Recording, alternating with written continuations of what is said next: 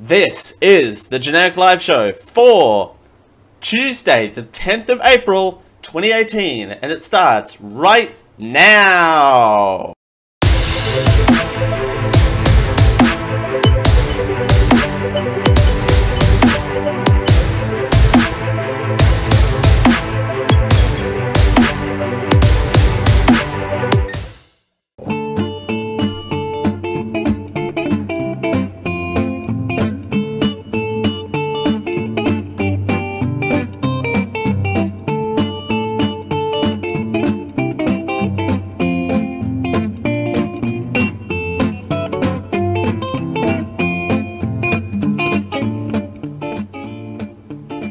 Out of 10 fictional doctors say that you should start your day the Generic Live Show way. This is the Generic Live Show. Thanks for joining us here on the Generic Live Show for a Tuesday? Question mark? Hi, how's everyone doing? Thanks for joining us here on the Generic Live Show for a Tuesday. It's Dale Campbell here with you.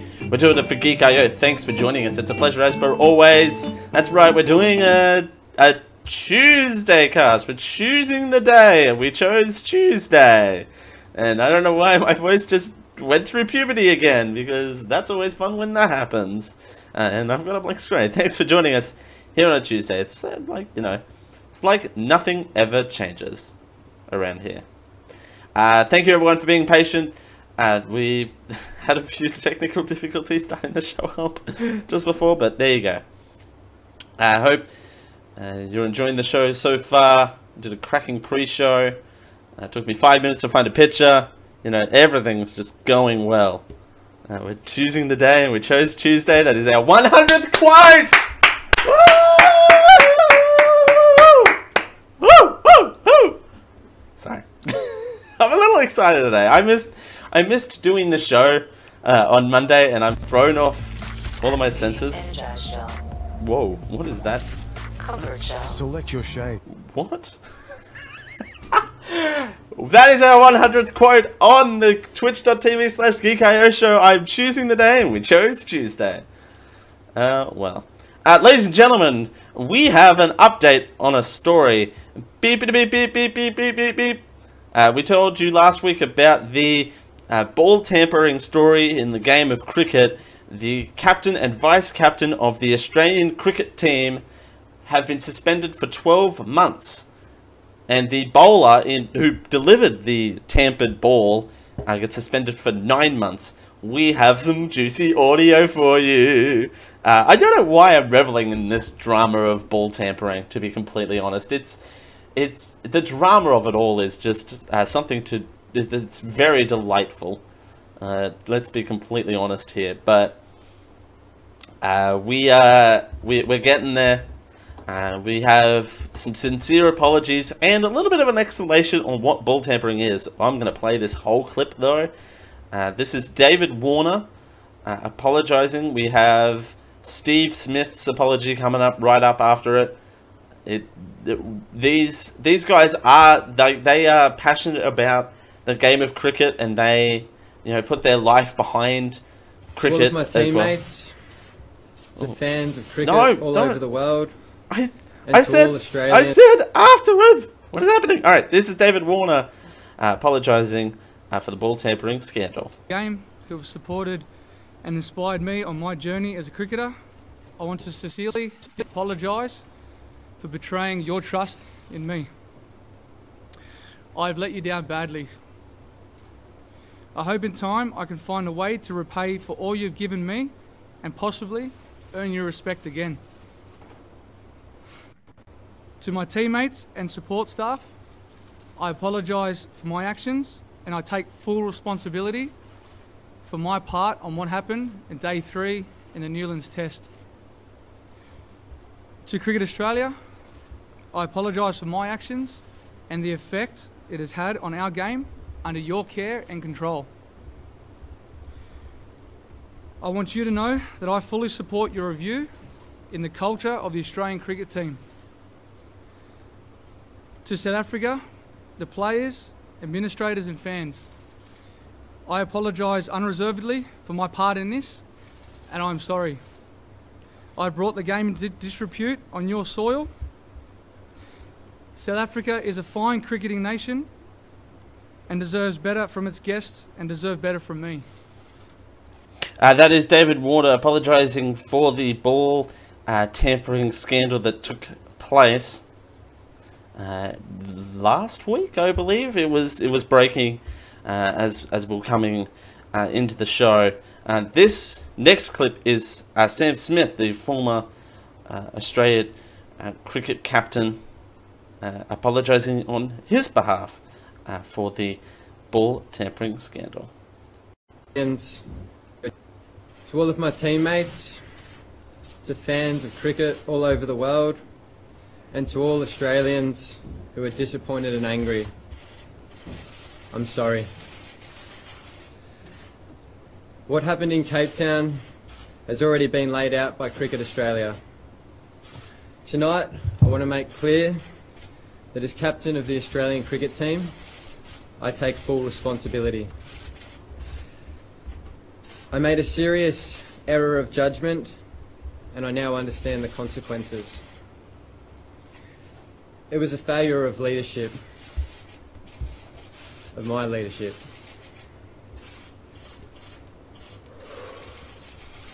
I'll do everything I can to make up for my mistake and the damage it's caused. If any good can come of this, if it can be a lesson to others, then I hope I can be a force for change.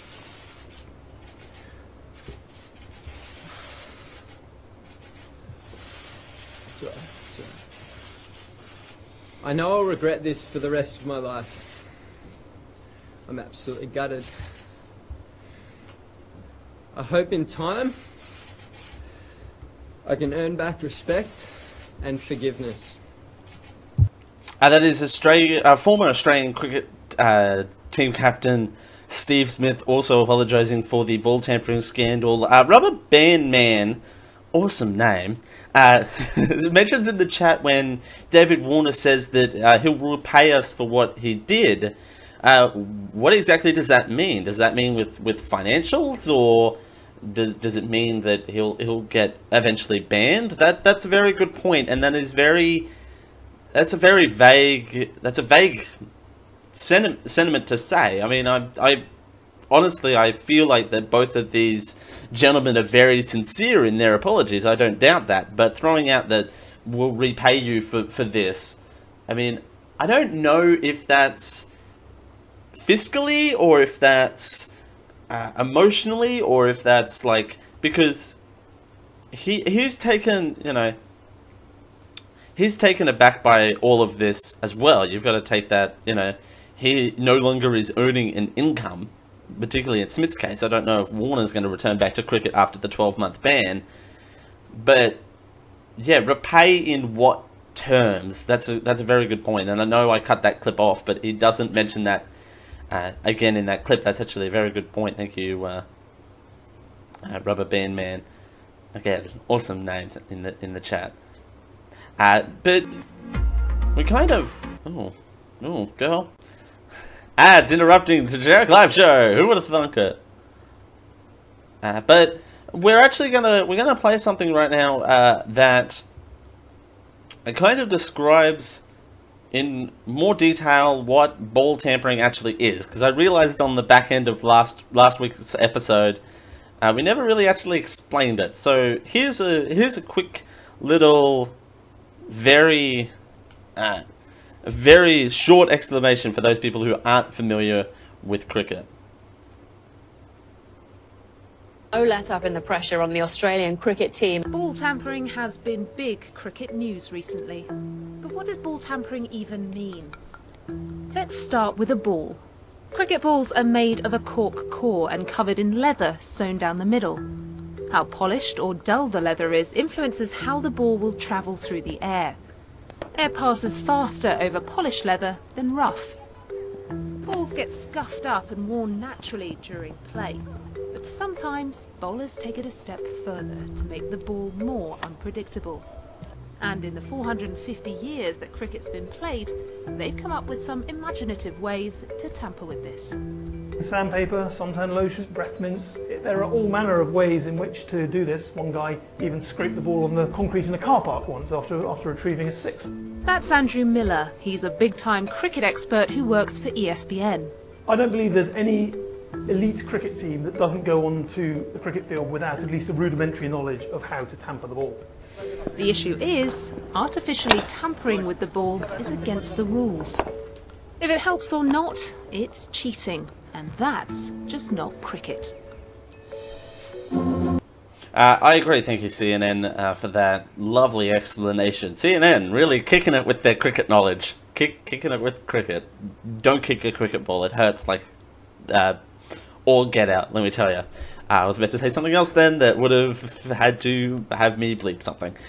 Rubber Band Man says, I feel like they were sorry they got caught. Did they ever think that they would end up fourth with it, and if they didn't get caught? The captain came out very strongly when the story first broke that said that they didn't do it and they were just rubbing it on there, because what you can do is you could clean the ball, but you can't tamper with it. So every bowler or person who handles the ball before the bowler, because they chuck it around a bit to try and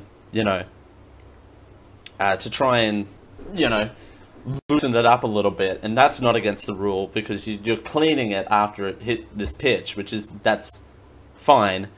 But he intentionally put the ball in his pocket. He had a little bit of sandpaper, if I can demonstrate for audio for video listeners. He had a bit of sandpaper that was about this big. I don't know how big that is. Let that focus on there. He had a bit of sandpaper that was about an inch by an inch, and he had that. I don't know if that's an inch, but it was that size, and he had it in his pocket, and he intentionally kept on the sly taking the ball in and out of his pocket. The cloth is on the outside of the person, so you wipe it on the outside and it's in front of the umpires and it's all legit. The thing that got caught up is that he went to put it in his pocket and out of his pocket, and the umpire's like, dude, what's in your pocket there? That's also, it's not likely to have the cricketers go out in the cricket field and run around with things in their pocket. Kerry says she looked it up on Wikipedia, and he did hide a piece of paper in his sandpaper in his pants. Yeah, in his, I think his right pocket.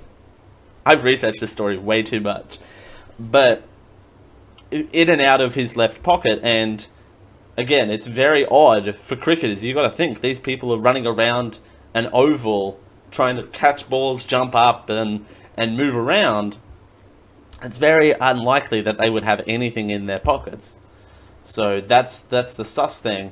It got reviewed, and the session lasted for about 2.5 hours, reviewing all of the footage. And you've got to think, these days, and I think I said this last week, these days, cricket is televised, for one, and there are a lot of cameras around because, you know, the TV production crews like getting different angles of things, and when the third umpire, there's a third umpire, where decisions go to, they have aerial cameras and they have cameras in the wickets now, behind the batsman. They have all sorts of cameras and technology these days, and being that technology has grown up, it's made it easier for people to get caught cheating in the game. So, I mean, I don't think the captain ever thought that he would get away with it. I don't know the mentality of the former Australian cricket team captain, and I don't mean to drag him through the mud as a person, but he kind of doing that, he kind of brought the game into disrepute, and I don't know what he was kind of thinking, that he would get away with having sandpaper in his pocket. You know what I mean? It would look kind of obvious, if that makes sense. At least to to us normal civilians. But of course, he had a strategic plan behind it. And it was the captain who tampered with the ball. The vice captain got hooked because he obviously hooked in because, you know, got dragged in because he stood up for the captain and said that the captain was innocent. So he got the banhammer, and the bowler, of course, got the banhammer because he was the one who delivered this tampered ball down the cricket pitch, and of course that's definitely not on. I don't know how I feel though, and here's the one hookup of this story. And this story is very, very dramatic. No, I don't understand how I don't understand how the bowler didn't also get a 12-month suspension. The only thing I can really think of is the fact that he maybe didn't know that it was tampered with. So there you go. What else was he going to do with it? Do some construction walls on the pitch. That's a good point. Yeah, did he just knock off from his construction job? Like, what? Did he just have loose sandpaper in the locker room? Did he just get off from his construction job? I mean, what else do you use sandpaper for? Like, I restored my desk, like my ginormous desk that I do all my production work from. I sanded that myself, and that's the only use for sandpaper that I've had in my life, is doing construction work. But I don't understand how he... Yeah, I don't get it. Yeah, he was going to the stands and did some construction work on the stands beforehand. What if he just got off from his construction job? He's a cricketer captain. I mean, he might want to go into construction now. Ooh! Snap! Actually, I don't have to do that. I have ooh, snap! There you go. All right. As we continue, I did have other stories planned, but no, we gotta keep on moving here. Cross and Brandon says, I mean, if the ball is constantly changing because of sandpaper more than it would naturally, you'd think the bowler would notice. I mean, true, but the incident only happened once. So before he got pulled up, I think it was only one delivery. So, but you would think the bowler and it was in the middle of a stretch. You would think, hang on a sec, this ball looks shinier than what it did, 30 seconds ago. I do agree, Chorus and Rhino, but in the heat of the moment, you just want to keep play going as quickly as possible? Question mark? I don't know. Alright, as we continue, here on the... No, that's fine, Chorus and Rhino. That's fine. But yeah, I get your point, where it's just like the bowler would notice that it looks a lot shinier than what it did 30 seconds ago going down this pitch. Maybe Rubber Band Man says that maybe he was cheating by sanding the bat. In all honesty, he couldn't keep tampering with the ball. Can he get in trouble with tampering with the bat? That's a good point. How could you tamper with the bat? I actually don't know. How could you tamper with the bat? By putting polish on it before you go out there? Maybe? I mean, you can sand the bat. That's a good point. Yeah, that's a good point, Rubber Band Man. How can you tamper with the bat? I mean, they weren't batting at the time. They were bowling. But that's a good point. What if they tampered with the bat? There would be this massive controversy? Probably not. I don't think so. They do use sandpaper on their bats for maintenance, but I don't think it would be smoother. That's a good point. It would cause the same effect on a cricket bat as it would a ball. So, I mean, we could do a whole separate podcast about this. You know what? This is the cricket episode. No, it can't be. We have to move on. I'm gonna save this second small story for maybe the after show, because you know we're going deep down on this. But again, the cricket captain got banned and then resigned. So we're looking for another cricket captain. So, and it's not going to be me. So someone has to do it. And it can't be the vice captain either, because he's banned for 12 months. But we'll continue to follow this story if it develops further. I mean, it probably will get announced in the next coming months. Now that cricket season's pretty much over, for the most part. Summer's gone and passed, so you know he kind of they're fine to lay low for a while. So there you go. Would polishing the bat with like teak oil ruin it? I don't know. That's a good point. Tampering with bats. Good point. As we continue here on the Generic Live Show for a Tuesday, it's time for one of our favourite segments. Same as you remember, same as it ever was. Right after these messages, stay tuned here on the Generic Live Show. It's a pleasure as always. Dale Campbell here with you. We'll be right back. Enjoying the show? Want more once we go offline?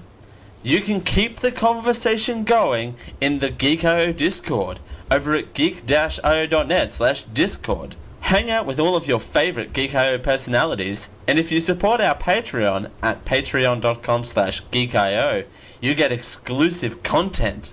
Again, keep the conversation alive once we go offline over at geek-io.net/discord. The Generic Live Show is proudly powered by you. That's right, you. Patreon.com/geek.io is where you can support this show and all of your favourite Geek.io productions. For as little as $1 a month, you get everything that we do in one nice nifty RSS feed. And you can get a special room in our Discord at geek-io.net/discord and hang out with all of your favourite geeks.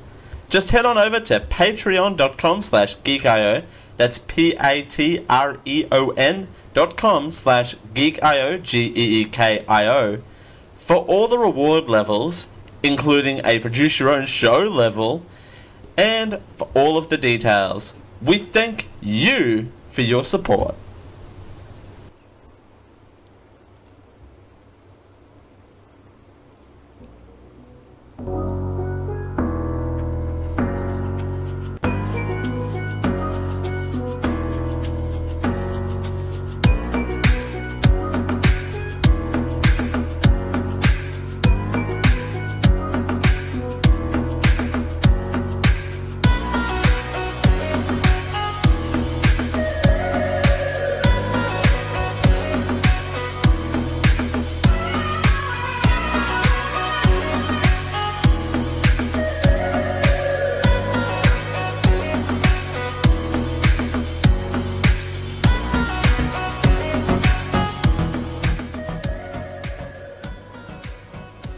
You finally found the most generic live show.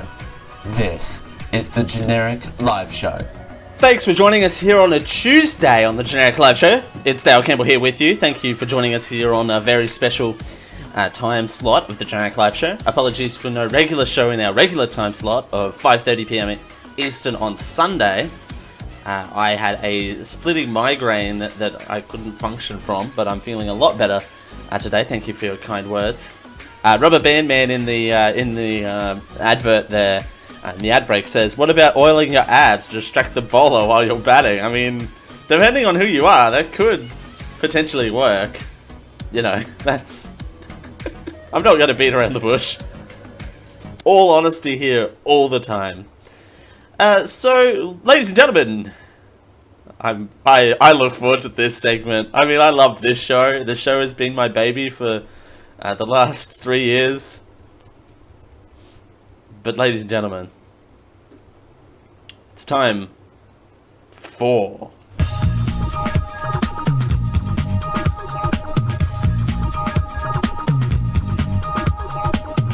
This is not my show!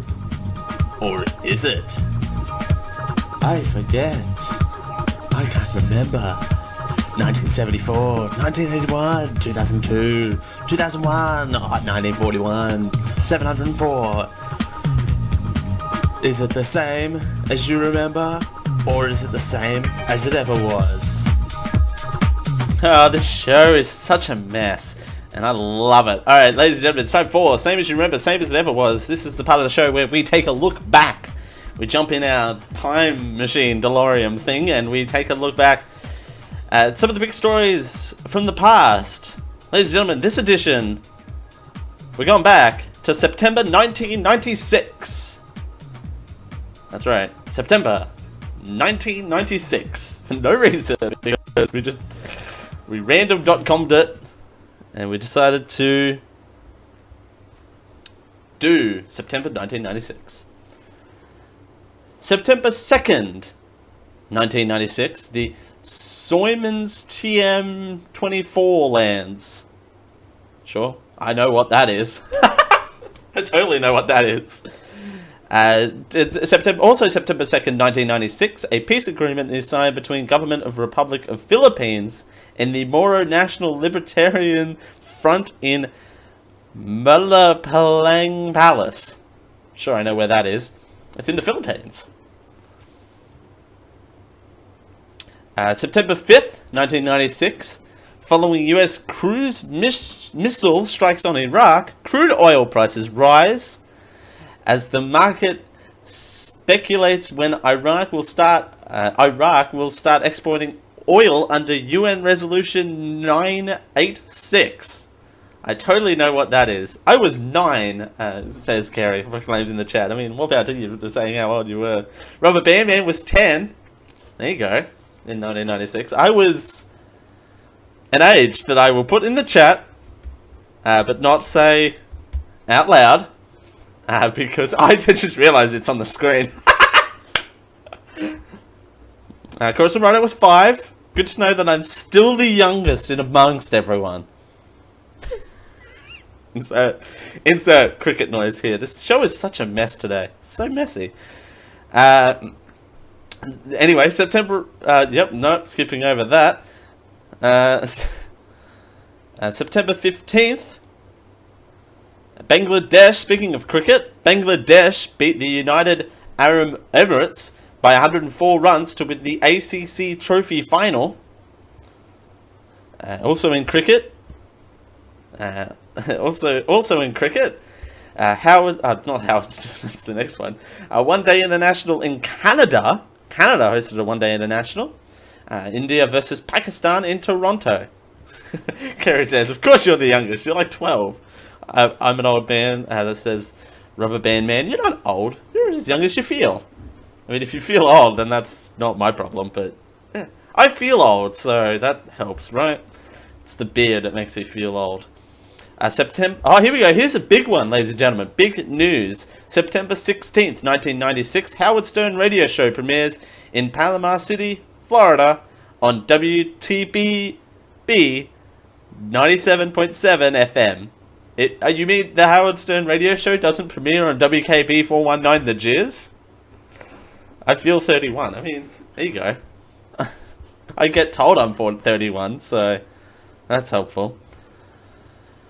September 16th, 1996, Space Shuttle STS-79, Atlantis 17 in parentheses, launches into space.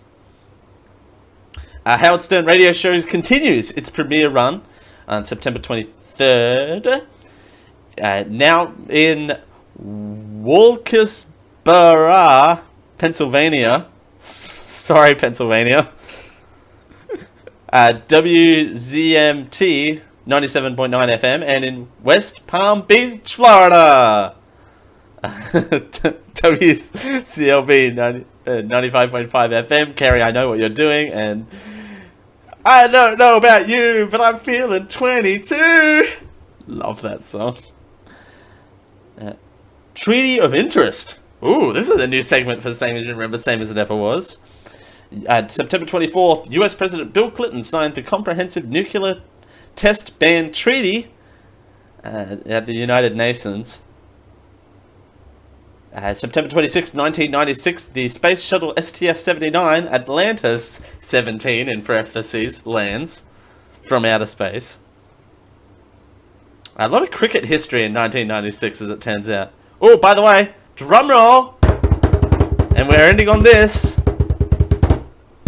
September 20... That's a weird way to end a drum roll. I just realised that. No one heard that noise. Alright, well that's helpful. Alright. September 29th, 1996. Nintendo 64 video game system debuts in the USA. 3 months after Japan. There you go. Wedding of interest? Okay. Sure. September 21st, 1996, wedding of interest. Eldest son, US President John F. Kennedy and magazine publisher John F. Kennedy Jr.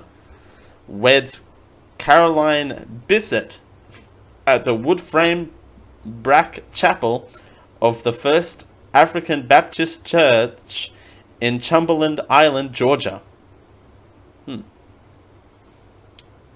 Well, there you go. Yes! I love the Nintendo 64. Oh, we used to play the Nintendo 64 in, like, 6th grade. We had a class... Nintendo 64. So, there you go. Alright, ladies and gentlemen, let's move into... Hang on, we gotta play the bumper again, because you can't... I gotta get as much mileage out of this bumper as well. Ladies and gentlemen, that was...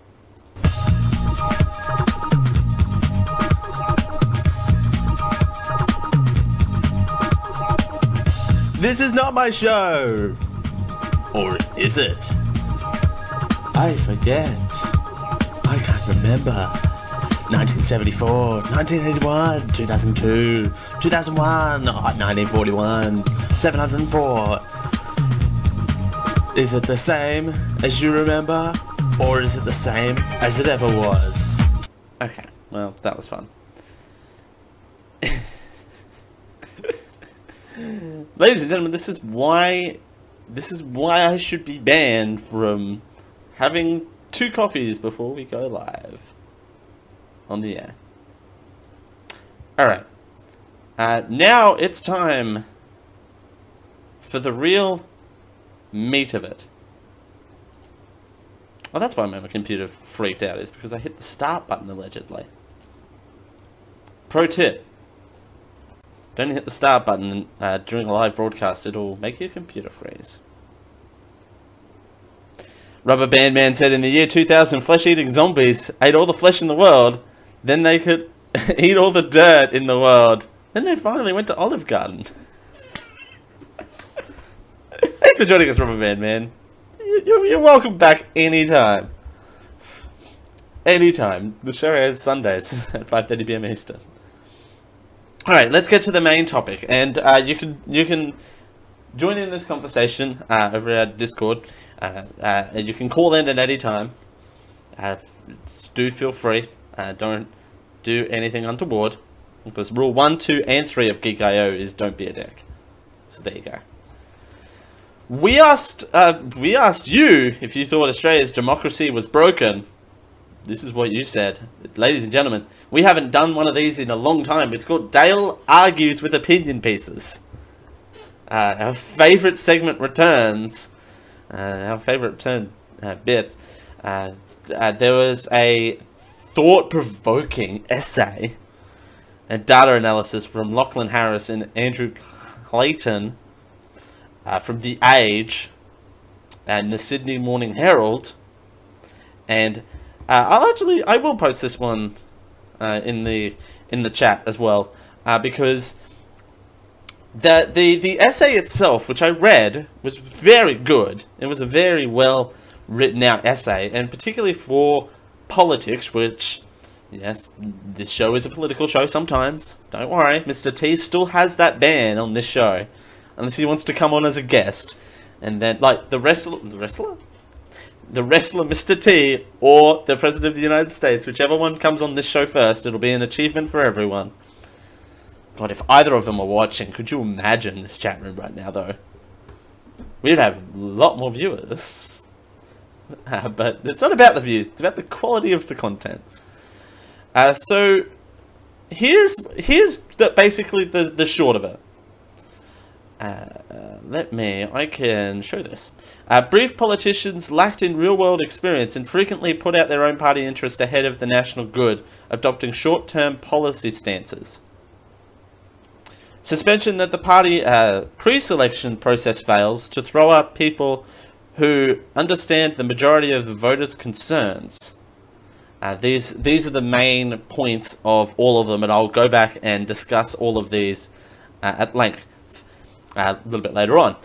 Numerous concerns about our electoral system, including whether voting should be compulsory, preferential in the House, or whether the Senate has become too obsolete or unrepresentative. Ooh, I so want to argue that one right now. Because, you know what? We're going there. We're going there. Right now, ladies and gentlemen. Strap in. I know I said later, but we're going there right now. Let's switch back to this view. I'm gonna ask my American audience, and actually, you know, my entire audience, who live in a place where there are non-compulsory voting. Do you think your governmental structure will be helped or hindered by compulsory voting? Will compulsory voting help with the selection of people? The selection of representatives, excuse me. They're people too. I think to myself, and I think to myself this every single election cycle, and it comes up every single election cycle because I think that voting is a right that everyone has in democracy. The voice of the people is an important factor. I know that's not the case in some countries, but it's definitely one that we have in the Western world, and something that we should cherish. So therefore, I think that it would be helpful to me to have everyone's voice heard. Whether, and this is also another point here, and I'll get to your responses in a sec, but here's another thing that I think whether people choose to neglect that power to have an influence in saying who should get elected, definitely it's, I don't know, and if they choose to waste that power, that's their choice and that's their responsibility, and again, no one can force you to misuse that power. Corazon Rhino says hindered, that the democracy would be hindered from compulsory voting. Rubber Band Man says that not enough informed people. Don't force people to vote on things that don't matter to them, or have no clue as to what will happen with said vote. That's a good point. It's a very good point, because, and I can see that side of the argument as well. And I think I'm hindered from the fact of living in a society brought up from this, from a place where, you know, having compulsory voting around for me for my whole life. It's been a thing for a very long time here that compulsory voting, you have to do it. Otherwise you get a massive fine. And some people do that as well. They don't vote and then cop a massive fine. But I also love the heartwarming story of a person who drives like 5 miles in an electric wheelchair to get to a voting booth to make sure that their vote is heard. But I also do agree with I also am starting to come around to the side of things where a mixture of both would be good, because I don't feel like I should vote on something that another state on the other side of the country has will impact them. Like, I don't want to vote on whether a Western Australia mine should be shut down, if that makes sense. Like, that will not... It would be bad if it shut down for that economy, but it's not something that will impact me directly. That's a good point, Rubber Band Man. That's a very good point. And I think, again, being surrounded by compulsory voting for so long, it's just become natural habit. And I think having compulsory voting, it actually encourages people to run as representatives, because they can drum up enough of a fan base. And I know that's the wrong terminology, but realistically, elections are a popularity contest at long and the short of it. You know, I think that having that there, you know, they can drum up enough of a fan base to get a major, particularly independents, which we saw a surge of in 2016 and in 2017 here, where we had those independent parties run and take massive sloths away from sloths of votes. You know, have that. They took 13% away from popular parties, and that's a chunk of change.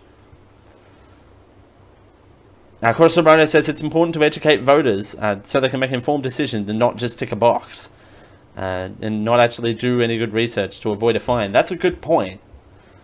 You know, some people do that. Some people go into the booth and draw, you know, draw male genitalia on their ballot photo and take it and put it on their Instagram accounts for the lols, if that makes sense. And that's their choice. And I get the point where that's one less person who is voiced there. And there was a big controversy. I can't remember what year it was, but we talked about it on this show. I think it was in 2015, I want to say, or 2014, that people were right. There was a controversy where Taylor Swift's "Shake It Off" was not eligible for a very popular countdown that was being held at around that time, and people were writing in Taylor Swift "Shake It Off" at the bottom of their ballot paper, and again putting it on their Instagram accounts for the lols. So these are valid points, and I'm glad we're having this conversation. And spoiler alert, this episode is going to be a little bit more serious than the light-hearted shows that we're used to. But this is the news cycle this week. Rubber Band Man says, do you think advertising makes people vote a certain way? Absolutely. And I told this story on the air, I think it was in 2016, where I helped out with a federal campaign election for a local representative here. I'm happy to disclose that on the air, and I disclosed that when I was covering the election at the time. We had to hand out how to vote cards, in quotation marks, showing people the correct way to vote on their ballot papers. And of course, everyone hands that out because there is a certain way to vote with preferential voting, which that's another thing we'll get to in just a little bit. But, you know, we had to help that out. And of course, that drives people to read the material, essentially, or just throw it in the garbage. But we would get our candidate and our preferred candidates up the top and rank them in an order. And I think that can put a mindset in people to vote according to that template. And you got radio campaigns and television campaigns that I had to help manage, and phone banking and that sort of stuff as well. You know, calling people up on the telephone.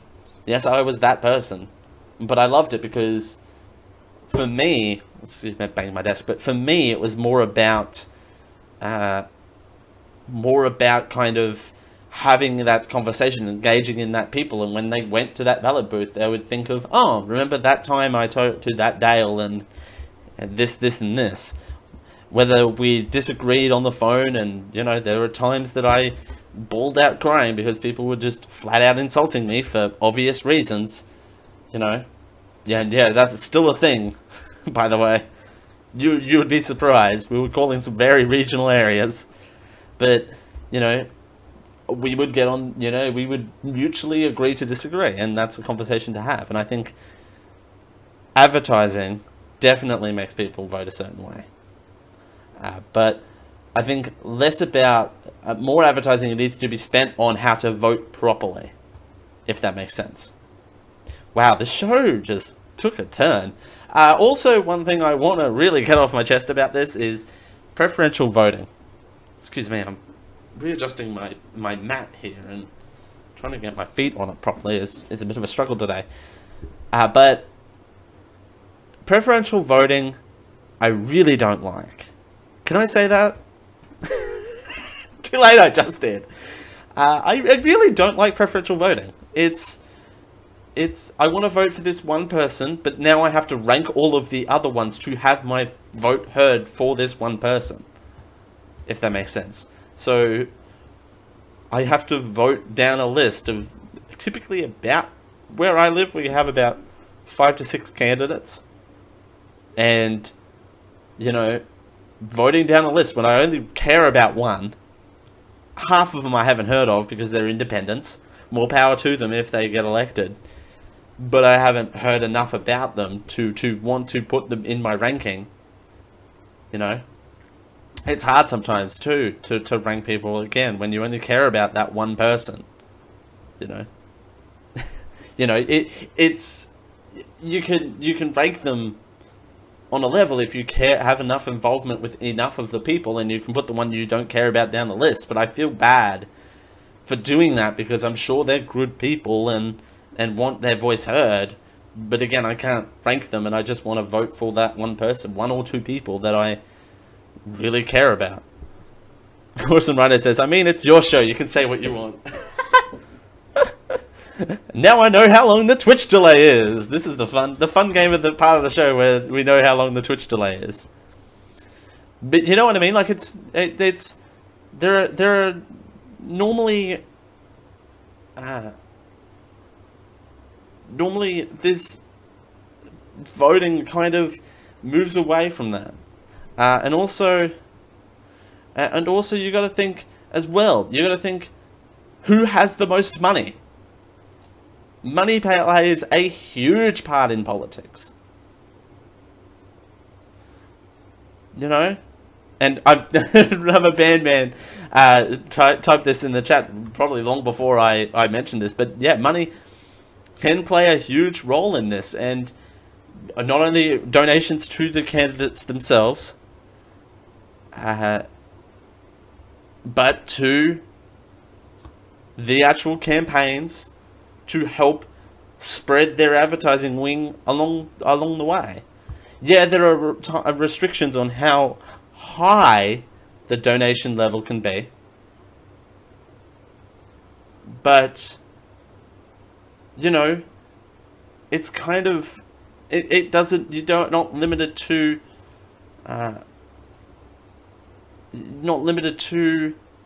how many donations you can receive. So to address Rubber Band Man's particular questions, yeah, that's also another point. We can accept foreign donations. China plays a huge role in the contributions that we receive here in Australia. It's ridiculous. News journalist sources donate to campaigns. Not sometimes, it's rare, but it happens. But also there are particular news outlets that have particular influences. You know, I'm sure it's the same in America and other countries as well, where particular news outlets post things that favor other candidates over others.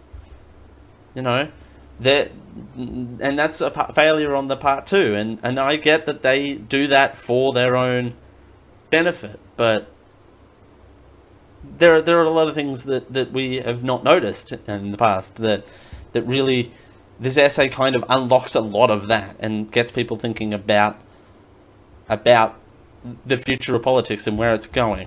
So to address this message directly, because I haven't read the message, in Australia, your political parties or individuals can accept donations from foreign sources. China is a bit of a soft power in your country to influence members to vote for things they want to happen in your country.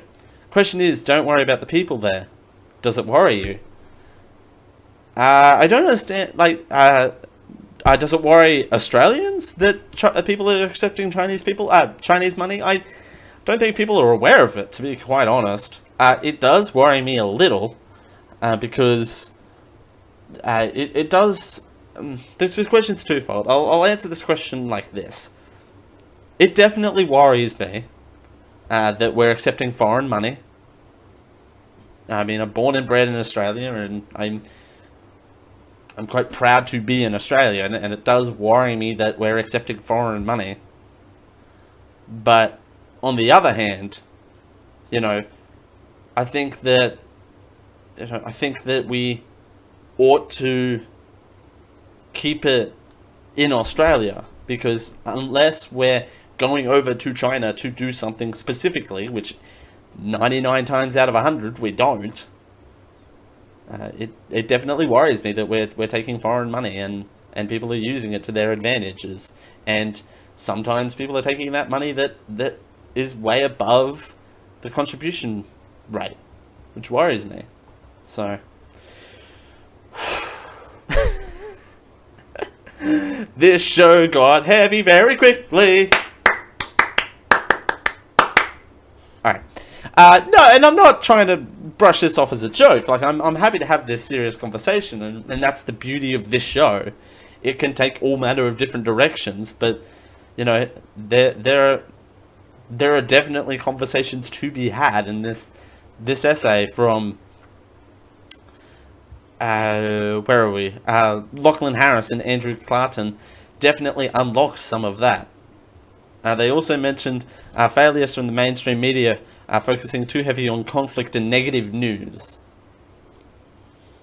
And false headlines. Woo! False headlines. Gotta love them false headlines. Alright. We're going to take a quick break there. I think that's definitely a good time to take a break. And we're going to move on to supermarkets are dropping plastic bags. They will no longer offer single-use plastic bags for their customers.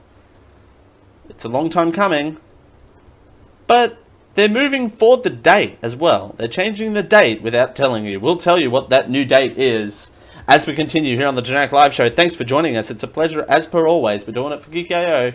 We'll be right back. Are you a fan of the Generic Live Show?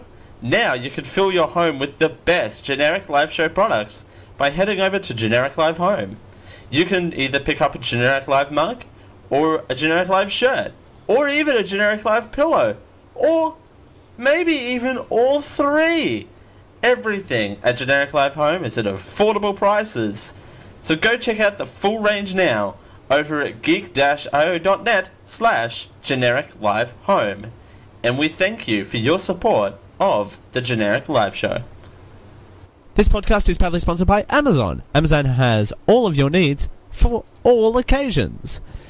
Amazon stocks a large range of pretty much everything. Everything from automotive to baby to computers, payment cards, groceries, health and personal care, and everything for Amazon Kindles, ebooks, movies and television, magazines, office products, and stuff for your patio, lawn, and garden. Hey, they even sell sports goods. If you're into sports ball. Yeah, that's that. If you're ready to check out the range at Amazon.com, use geek-io.net/Amazon to help out the Geek.io podcast network. We get a little bit of a kickback through our affiliate link there. That's geek-io.net/Amazon.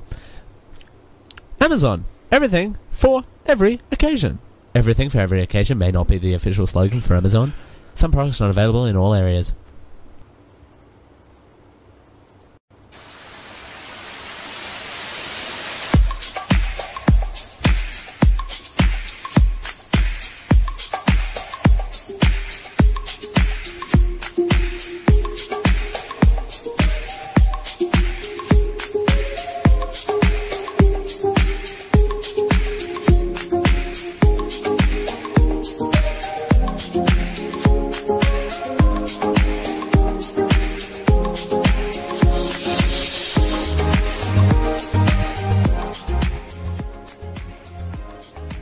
Join internet sweetheart Dale. No, that's not quite right. What's another? Join your master of ceremonies, Dale. No, that's too far. I got an idea. Join the guy who knows things about stuff. This is the Generic Live Show with the guy who knows things about stuff, Dale Campbell. Thanks for joining us here on a Tuesday. 100,000 bonus points on a new. No, don't do that at all. Thanks for joining us here on a Tuesday with Dale Campbell. Thanks for joining us. Thank you for being patient with me. We've had a great program. We've had great conversations this week. Thank you, everyone, for contributing in that last segment. It's a pleasure as per always. Thank you, and thank you for being patient with me while I didn't do a show in our regular time slot. I was sick and I had a migraine and I wasn't up for doing a 3-hour live stream on Monday. So thank you for being patient, and thank you for letting me into your hearts in this irregular time slot. Although this time slot works pretty much all the time. So you may have heard about this, or you may not have heard about this, depending on whereabouts you live. I mean, I should start prefacing that.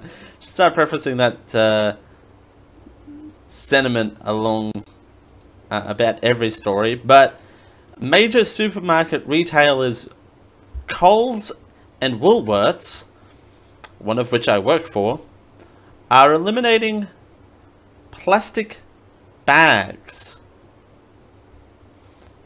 We have more now from 9 News.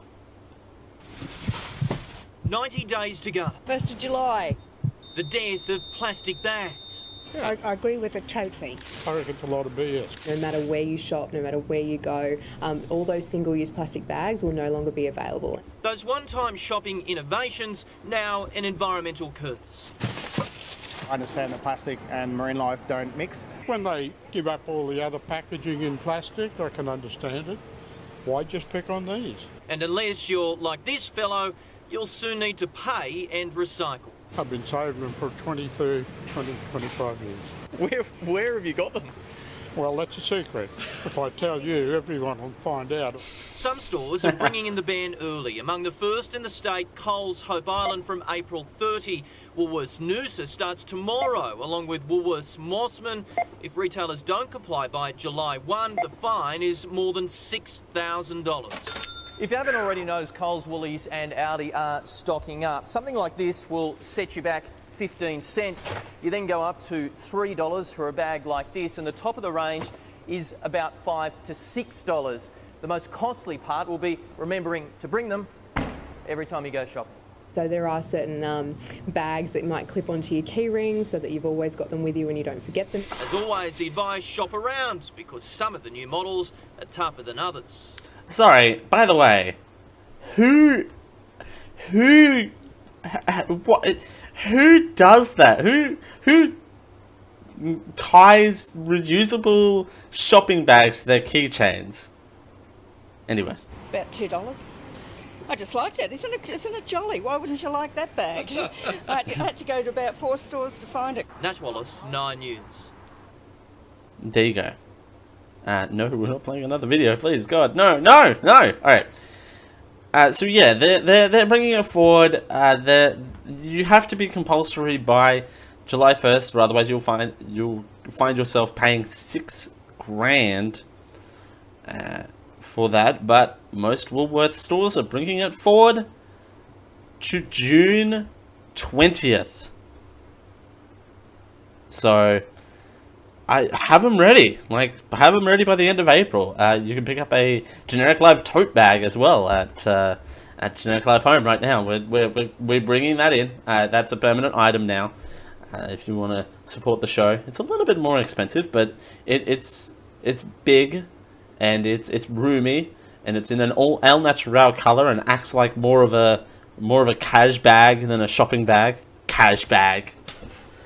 Wow, Dale, you are such white trash sometimes. Cash bag.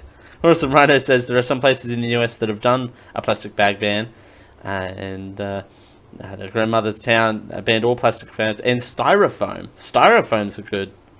one. Can't give you styrofoam containers for takeout. A styrofoam ban would be very interesting, actually. Very interesting. As we continue here on the Jack Live Show for a Tuesday. I nearly said Sunday, but it's not Sunday, it's Tuesday. We got to head to hour 2, and we're going to talk. We're going to bring the show down another notch again. If you thought the show got serious before, we're going to be talking about a man who caused major havoc in Sydney this last week by scaling the Sydney Harbour Bridge. Oops, sorry. Before we take our break, we've got to get this comment in from Rubber Band Man. Good. More reason for baggers to smash your groceries. Who cares if your bread and eggs splatter all over the bottom? Saving the thought. Think of the fishes. That's a good point. Like the amount of times that my eggs have been broken for going into plastic bags. We have self-checkout. Just check yourself out and go. So there you go. Alright, as we continue here on the Jack Live Show, thanks for joining us. We'll be right back with more in hour 2. Stay tuned.